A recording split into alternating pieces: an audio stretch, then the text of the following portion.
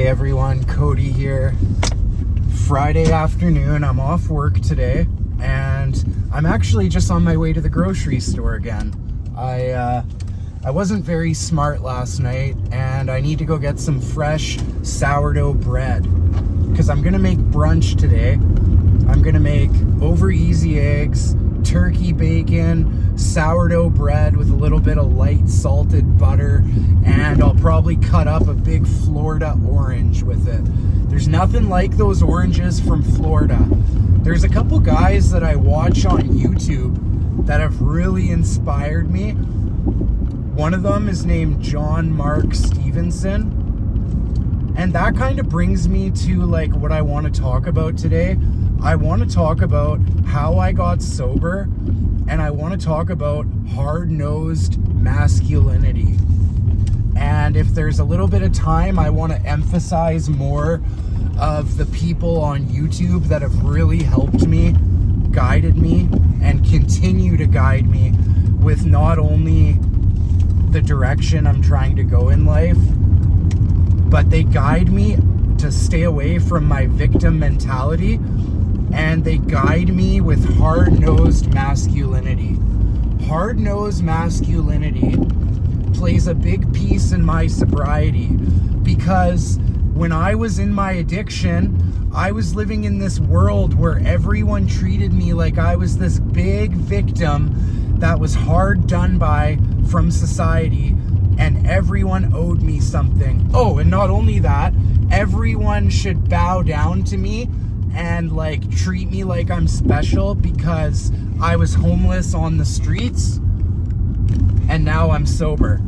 And if you didn't treat me like I'm special, I would not like you. Sorry, my camera set up there.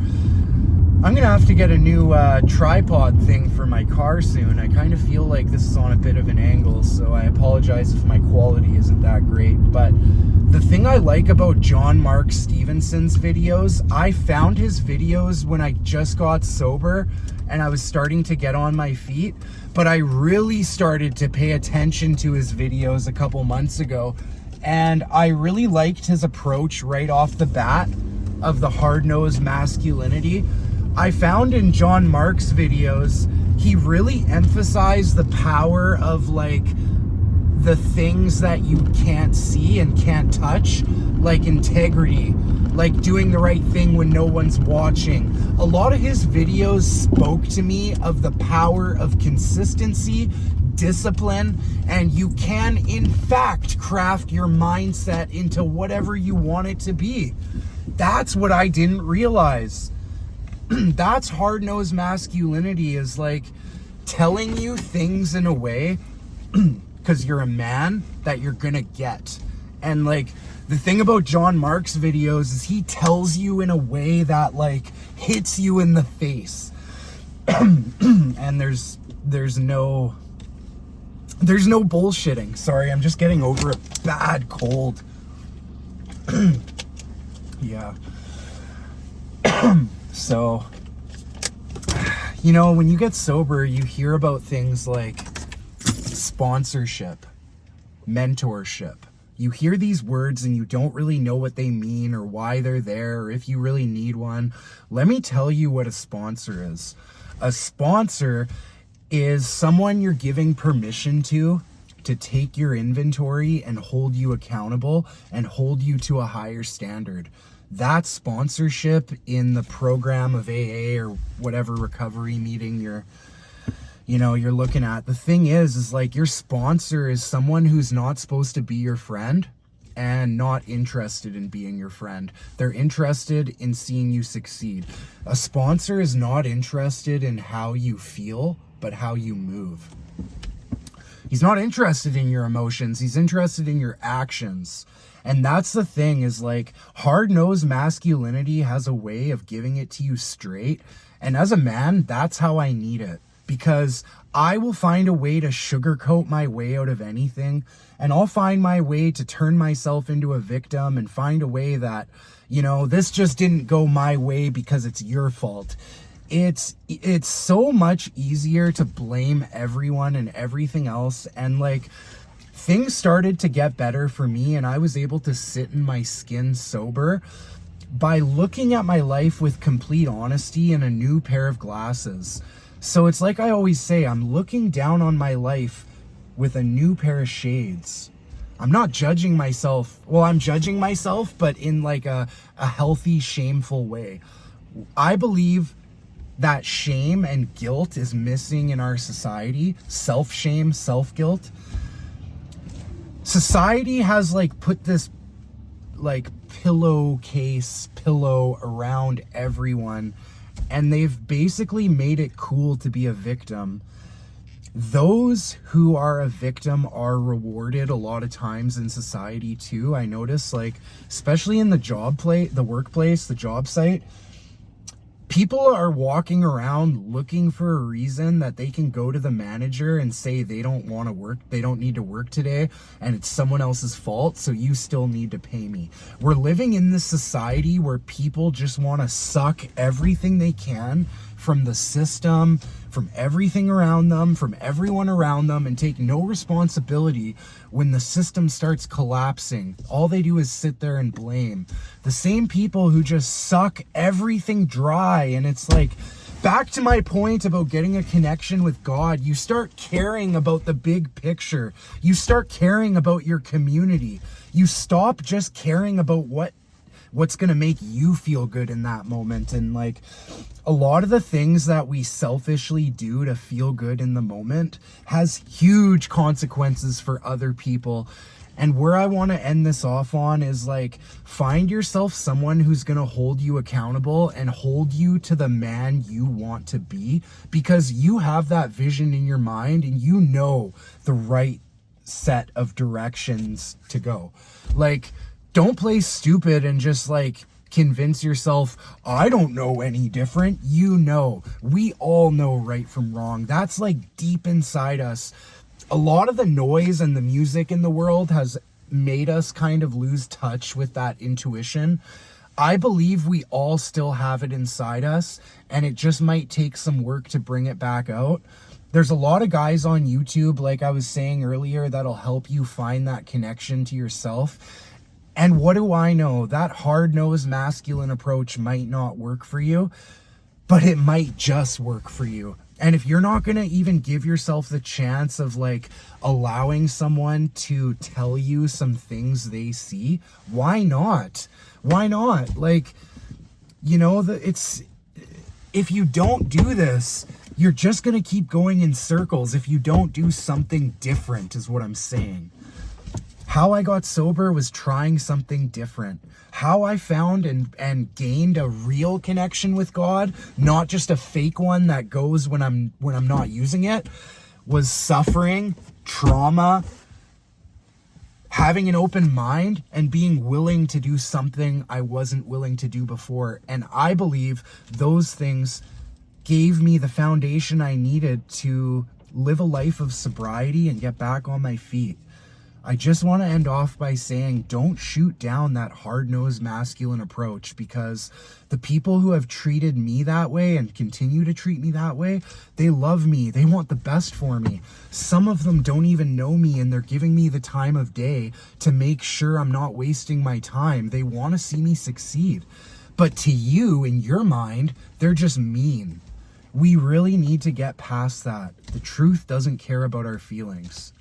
Food for thought.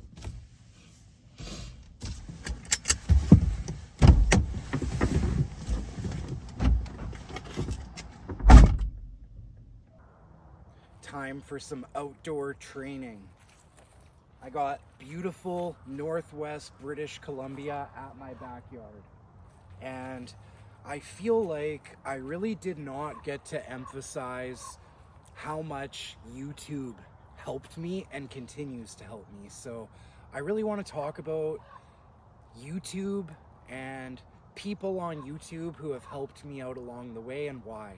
But first, we're going to get started with a little outdoor workout, because honestly, with this beauty, it would be a shame not to. How can you sit inside and like watch nature on TV and on your phone when you have this? It makes no sense. So yeah, we got to get right with nature. And by getting right with nature, we train in nature.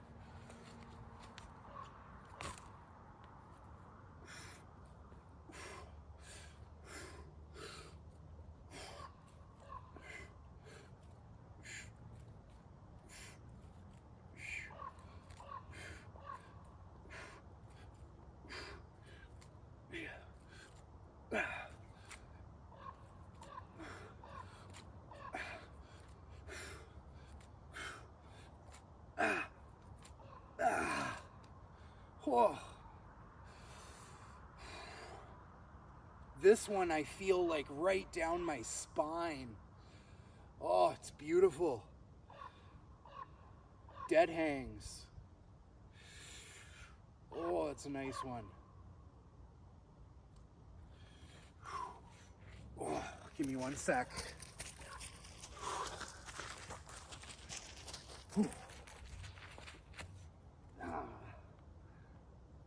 I just had to make sure the video is actually recording.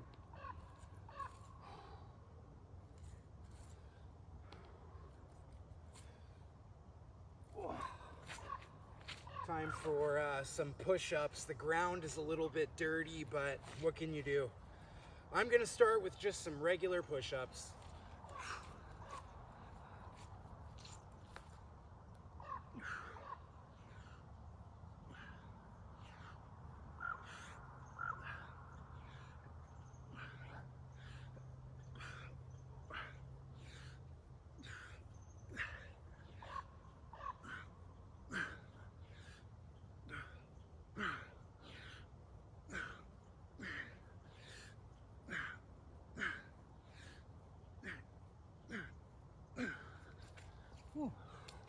Oh, not too bad.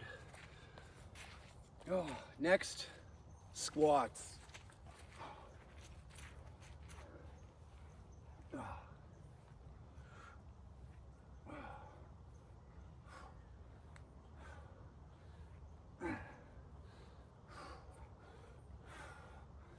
Oh, these are nice.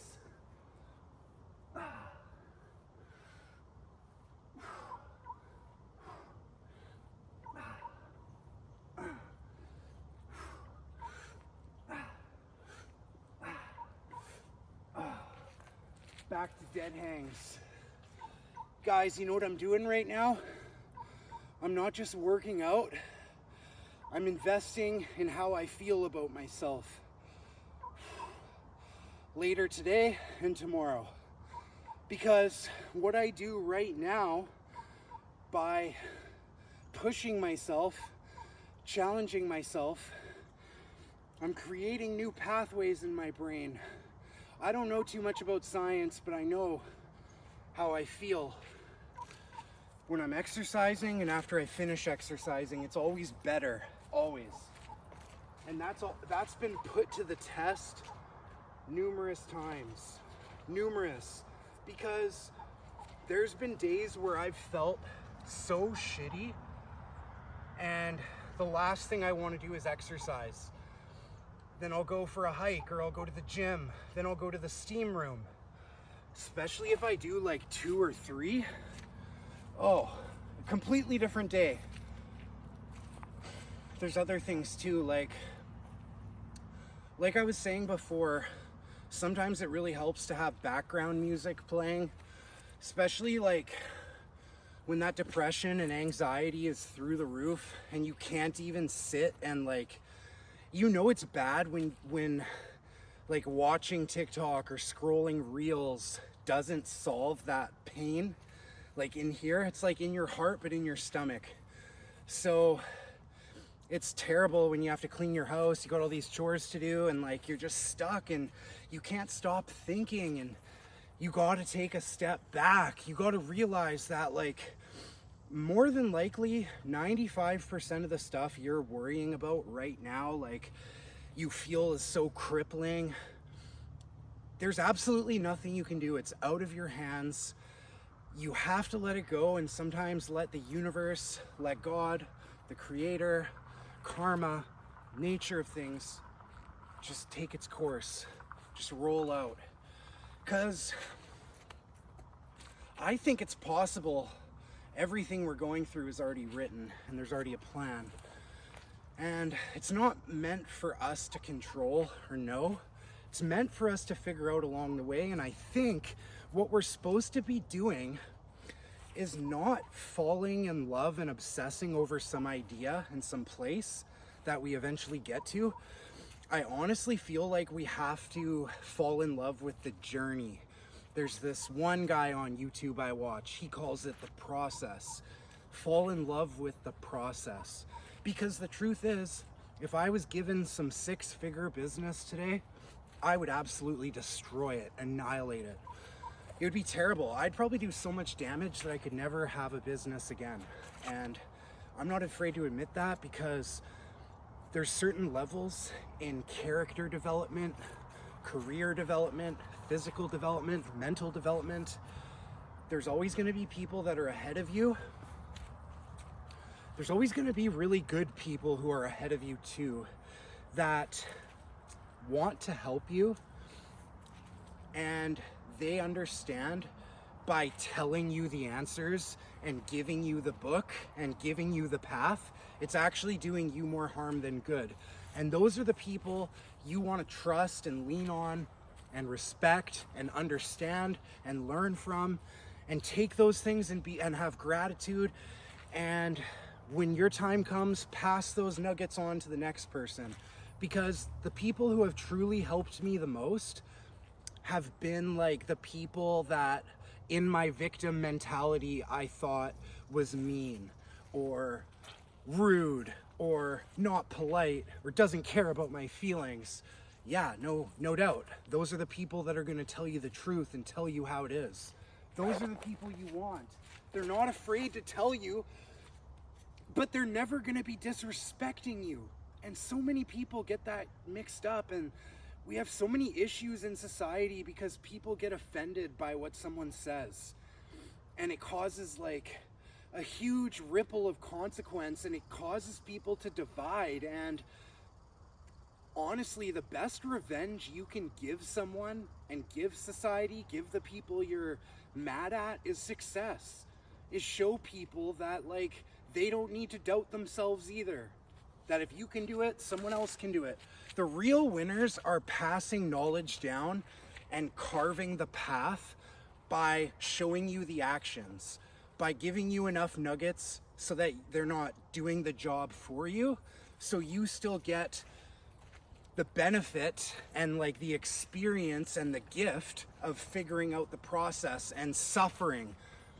Like, if someone can take your suffering away, they're taking a huge piece of you. And you don't want to take your suffering away either, because your suffering can be turned into something extremely positive and powerful. And like, you might feel so hurt and broken inside that it's difficult for you to see any good that's come out of any trauma, anything bad that's happened to you. You might be in that place. Sometimes it helps to have someone there to point out those things and work with you and develop a plan and find a way to turn them into strengths and gifts and skills. That's what I do. That's the biggest blessing, is the fact that I get to help people do that. And I get to help people and show them what I've done and what I've learned and what's worked for me and what hasn't worked for me. And I'm able to do that in a way where I don't just give someone a blankie and say, here you go, it's going to be okay. No, I'm going to tell you straight, it's not going to be easy. It's not going to be simple. If it was, everyone would do it. There's so many like professionals out there that just keep people this stuck, like small-minded, and they think so little of themselves that like they can't see the bad things that have happened to them have given them armor. It's given them values. It's sometimes given them a conscience. It's given me a heart. It's given me a soul. It's made me care about other people. It's made me feel things I didn't feel before. And that's not always fun, and that's not always great, but I wouldn't trade it either, because there's times at night where I pray. I do my best to pray every night before bed. I'm not a religious person, I'm a spiritual person. I believe there's something out there that's way bigger than me, that's given me challenges and things through life, to add to my path, to add to my character, to add to my strength. All the trauma, all the hardship, it's all crafted me into who I am today. And there's a lot of things that people go through that they cannot handle because they haven't been through something terrible or similar in their past. And that's a gift in itself. There's one thing. When you're going through this dark trauma, usually that involves a big change. Big changes usually have huge ripple effects. Those ripple effects usually have ripple effects, consequences of their own. These things go deep. New seeds are planted, new roots are sprouting. And if you can get through the darkness to be able to look back and see the things that are growing as you're growing, take those things and use them as tools. They're there for you. Don't feel bad for it. Don't feel guilty that like this hardship has made you shield your heart, stand firm, set boundaries, be skeptical of the next person so you protect yourself. Don't make people make you think that's a bad thing. That's terrible that people actually are so obsessed with that victim mentality. People would rather have a victim mentality than like an armor of steel. It's crazy. Even if you were to give them the armor for free and they didn't have to suffer for it, no, they would prefer the victim mentality. It's easier, it's comfier. You're literally rewarded. Like, guys, when I lived in this supportive housing thing, it's like basically after you're homeless and you're living in the homeless shelter, if you're sober and you're getting on your feet and getting a job, in British Columbia, we have these supportive living places. And basically it's like $400 a month for a little bachelor apartment. Usually breakfast and dinner are included. It's your own little apartment, but there's rules. Like, you're not allowed to have people over. There's people at the front desk. They have to buzz you in every time. It's an institution, right? And that's what I was comfortable with. I preferred to live in an institution. I was 100% convinced I couldn't survive without an institution. I was 100% convinced that I needed support workers around me to make sure and to tell me I'm doing a good job and that I'm a good boy, because that's what they would do. Oh my God, Cody, wow, like, you know, you're doing so great. That's wow. You work at a grocery store. Wow. Cause like most of the people, they stay in their trauma, and I'm not saying that's their fault. I'm not saying that's bad. I'm just saying they stay in their trauma. They're not doing the work it takes to get out. And that's the only thing you can do to get out is the work. No one and nothing is coming to magically save you from your trauma and the pain. All you can do is the work to transform that pain into fuel and to transform that into post-traumatic growth. That's all you can do. No one's coming to save you from it.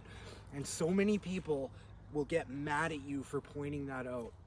You're going and you're popping their little bubble of a dream. And being a victim is rewarded, and being in like this safe little bubble will keep you stuck. Comfort will destroy you from the inside. I had to get out of that place. I don't really know where I was going with that story, but I wanted to share that with all of you guys and just let you know that like it took me so long to get out of the routine of like automatically going for comfort no matter what it is. I used to be one of those people that like something like nothing, a little incident would happen at work, and then I'd be like thinking about how I might get to go home early, or I might not have to finish my shift, or like just lazy and taking advantage, and just like not even seeing that how you do everything is how you do anything. Anyway, I'm yapping too much here, so I need to get back to this training. Thanks for hearing me out. Time to train, time for me to shut up.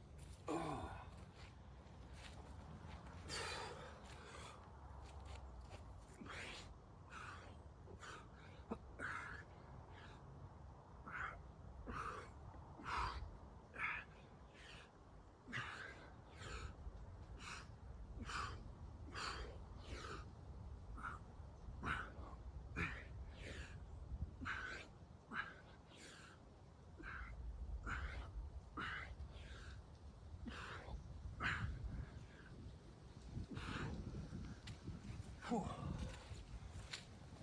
Oh, that was a good one.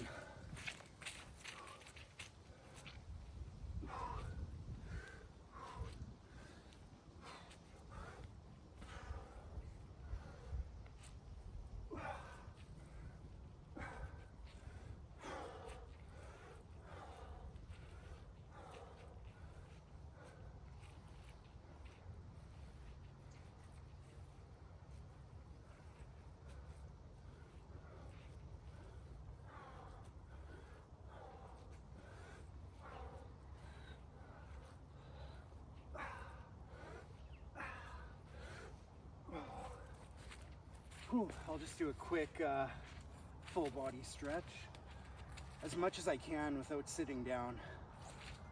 The ground is wet. The ground is like a sponge here. It's really difficult to build on.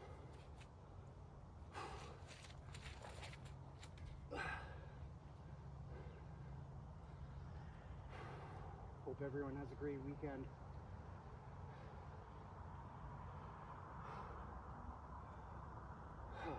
So, I'll start with shoulders. Oh, maybe better if I come out here.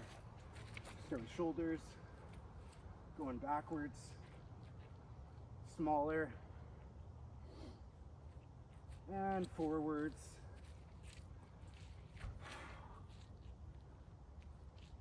Triceps, and switch. And behind the back.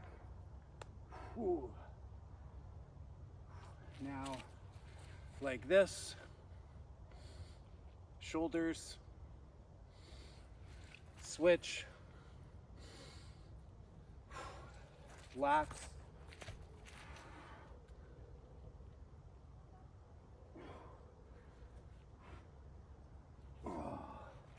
switch.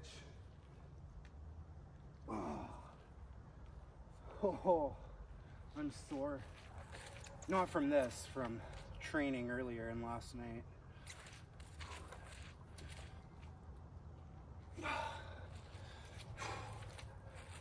Legs. One tip I heard for balance for this one is just putting your thumb on your belly button. Apparently, that helps balance. Try it.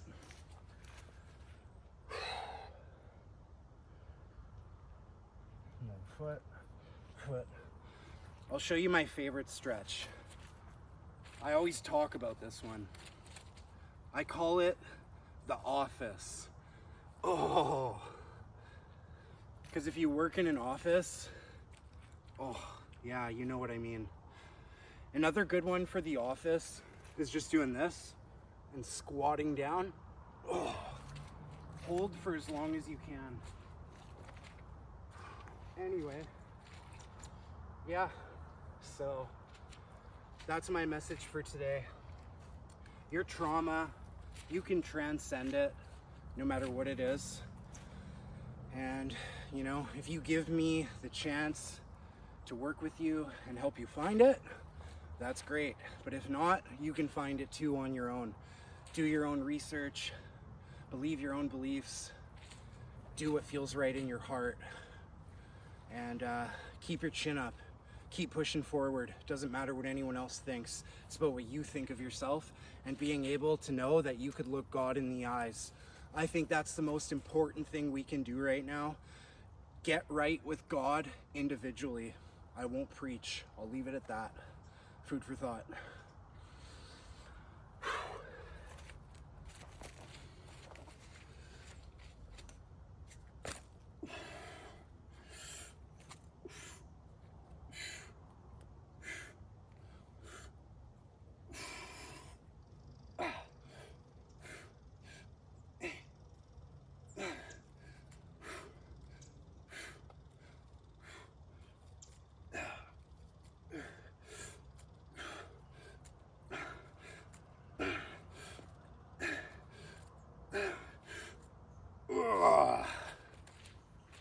Oh, damn.